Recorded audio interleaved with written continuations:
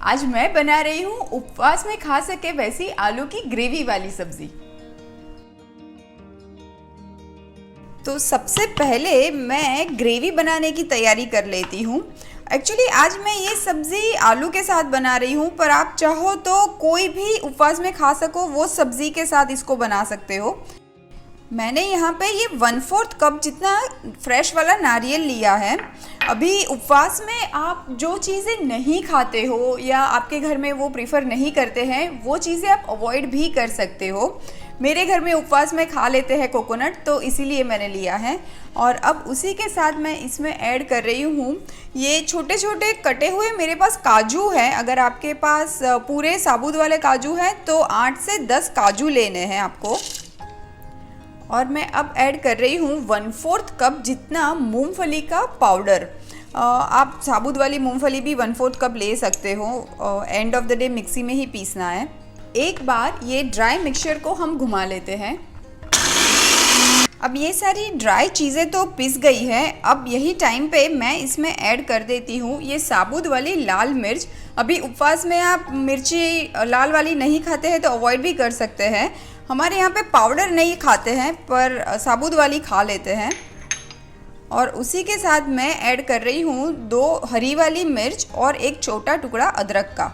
1/4 cup जितना दही add करेंगे। थोड़ा सा पानी भी मैं ऐड कर देती हूँ, ये दही वाले बर्तन में ही लिया है। और लास्ट में मैं ऐड कर रही हूँ ये उपवास वाला नमक। अब ये सारी चीज़ों को मैं अच्छे से पीस लेती हूँ। अब ये ग्रेवी तो पिस चुकी है, अब सब्ज़ी बनाने की शुरुआत करते हैं। अब एक पैन में मैं घी ले लेती हूँ, अप्रॉक्सीमेटली 1 टेबलस्पून जितना घी लेंगे।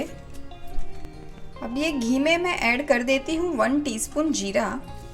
और अब जाएगा ये मीडियम साइज़ के 2 आलू जो कि धो के कट करके रखे हैं।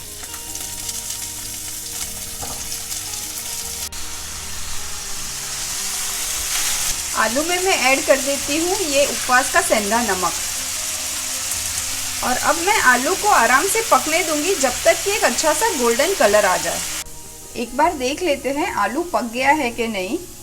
ये देखिए आलू आराम से टूट रहा है, आलू तो पक चुका है और अच्छा गोल्डन कलर भी आ गया है। तो यही टाइम पे मैं जो बनाई हुई ग्रेवी है वो ऐड कर दूंगी।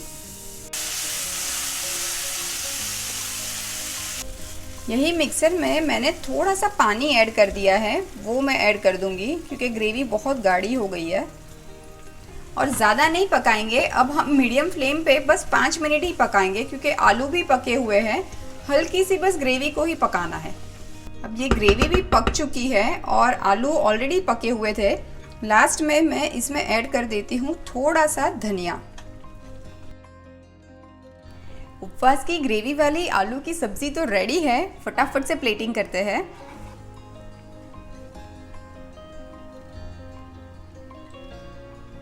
और ऊपर से मैं ऐड कर देती हूँ कुछ बारीक कटा हुआ धनिया।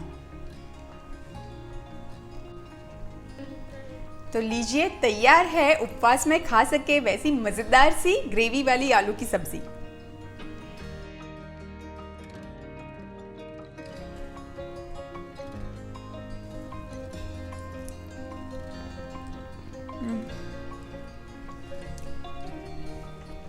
ये मज़ेदार सब्जी बनी है ना, बिना व्रत के भी आप इसको ट्राई कर सकते हैं। सुपर।